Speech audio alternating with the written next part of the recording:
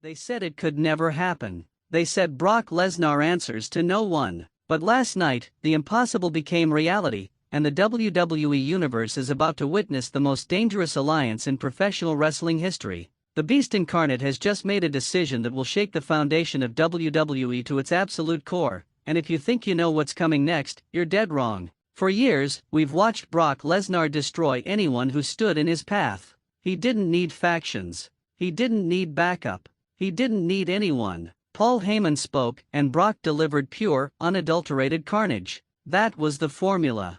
That was the Brock Lesnar we knew. But everything changed when the Vision stepped into the picture, and what we witnessed was not just an alliance, it was a hostile takeover of everything WWE stands for. Let's talk about what this really means, because while casual fans are celebrating this moment like it's some kind of dream team scenario, those of us who actually understand the psychology of professional wrestling know the truth. This isn't about championship belts. This isn't about main event matches. This is about control. This is about the Vision using the most lethal weapon in WWE history as their personal attack dog, and Brock? He's allowing it to happen. Think about that for a second. The man who conquered The Undertaker's streak. The man who made John Cena look like an amateur. The man who ragdolled Roman Reigns like he was nothing, is now taking orders. And before you jump into the comments saying he's not taking orders, it's a partnership, let me stop you right there. When you align yourself with a collective, when you put their symbol on your chest, you've submitted. Period. The Vision has been systematically dismantling WWE's power structure for months. They've infiltrated every division. They've turned champions into pawns. They've made general managers question their own authority. And now they have the one piece they needed to ensure absolute dominance. They have the Beast. They have the box office. They have the man who can end anyone's career in under 5 minutes. But here's where it gets really disturbing, and this is what WWE doesn't want you to focus on. Paul Heyman was nowhere to be seen during this announcement. The wise man, the advocate, the special counsel who has been Brock's voice for over 2 decades, absent. Conveniently missing when the biggest decision of Brock's career goes down? That's not a coincidence. That's a message. The Vision orchestrated Paul Heyman's removal. They convinced Brock that he didn't need his advocate anymore. They whispered in his ear that Heyman was holding him back, that Heyman was the one using him, not the other way around. And Brock, for the first time in his career, actually listened to someone other than Heyman. That alone should terrify every single person on the roster. Now let's address the elephant in the room that nobody wants to talk about. What does this mean for the current champions? What does this mean for Cody Rhodes, who just survived a war to keep his championship? What does this mean for the mid-card talent who are trying to build their legacies? I'll tell you exactly what it means. It means open season. The Vision now has the power to handpick who gets destroyed and when. They have the nuclear option. Any champion who doesn't fall in line, any superstar who doesn't bow down to their authority, faces the very real possibility of being FedExed to Suplex City with a one-way ticket and no return flight. This isn't hyperbole. This is the reality of WWE programming for the foreseeable future. And you want to know the most infuriating part about all of this? The WWE Universe is going to eat it up. They're going to cheer. They're going to buy the merchandise. They're going to celebrate this alliance like it's the second coming of the NWO, completely ignoring the fact that this destroys any competitive balance left in WWE. How is anyone supposed to compete against a faction that includes the most physically dominant force in WWE history? Let's talk booking logic for a moment, because this is where WWE Creative has backed themselves into a corner. Either they book Brock and the Vision to completely dominate everyone, making every other storyline irrelevant, or they somehow have to manufacture scenarios where this unstoppable force gets stopped, which would undermine everything they've built Brock Lesnar to be for the past 15 years. It's a lose-lose situation, and we're all going to suffer through it. The young talent? Forget about them. Anyone hoping for a genuine push? Not happening. Because every single pay-per-view from now until WrestleMania is going to revolve around the Vision's master plan and Brock Lesnar's path of destruction. Drew McIntyre? Back of the line. Seth Rollins? Better luck next year. Gunther?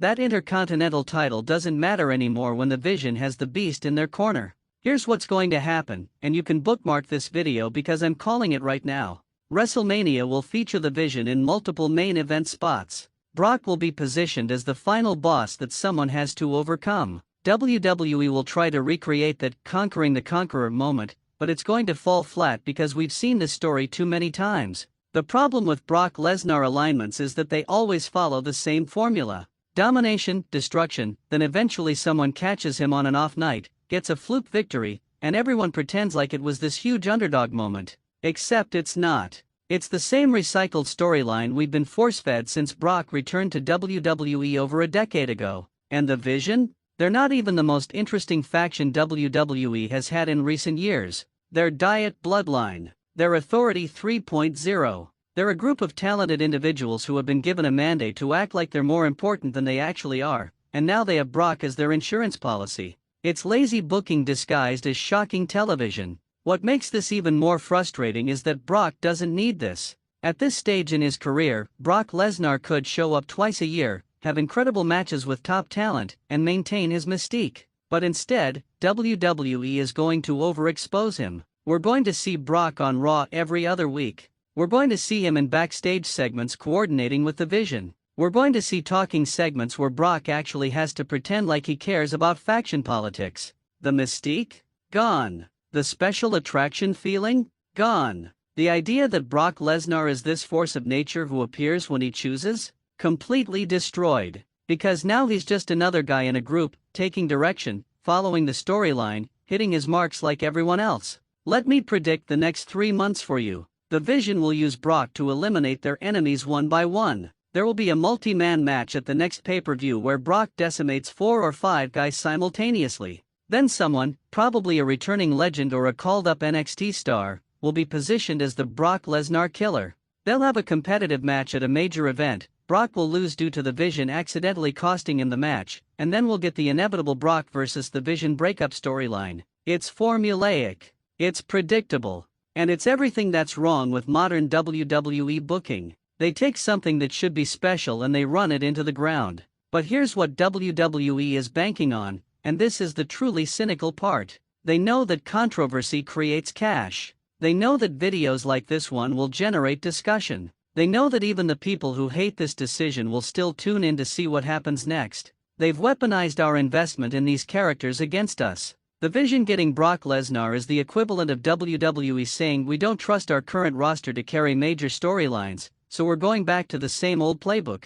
It's an admission that they don't believe in the talent they've been developing. It's proof that when push comes to shove, they'll always rely on the same 5 or 6 names to sell tickets. And what about the wrestlers who've been grinding it out every single week? The ones showing up to house shows, working dark matches, building their craft? They just got told, in no uncertain terms, that their efforts don't matter. Because at the end of the day, WWE will always go back to Brock. They'll always go back to the same proven draws rather than taking risks on new stars. This is the moment where WWE chose safety over innovation. They chose short-term gains over long-term storytelling. They chose to pop a rating for one night instead of building something that could sustain interest for years. The saddest part? Brock probably doesn't even care. He'll show up, do his job, collect his massive paycheck, and go back to his farm. The Vision members will post cryptic messages on social media acting like this is some revolutionary moment in wrestling history.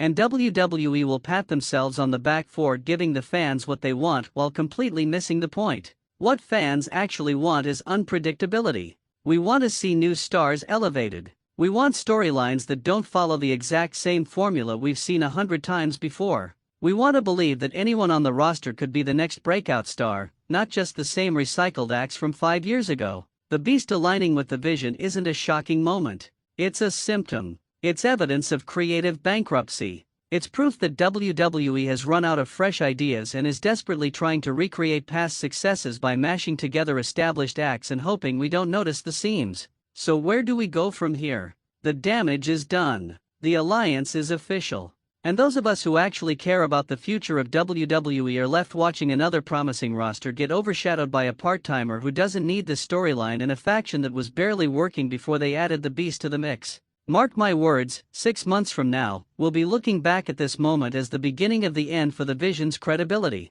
Because when you add Brock Lesnar to anything, it stops being about the group and becomes about Brock. The Vision just signed their own death warrant by bringing in someone who will inevitably overshadow everything they've built. This isn't the beginning of a new era. This is the death rattle of creative desperation, and we're all going to have to sit through it, pretending like it's must-see television, while the real talent waits in catering for their opportunity that's never going to come. Welcome to WWE in 2025, same as it ever was.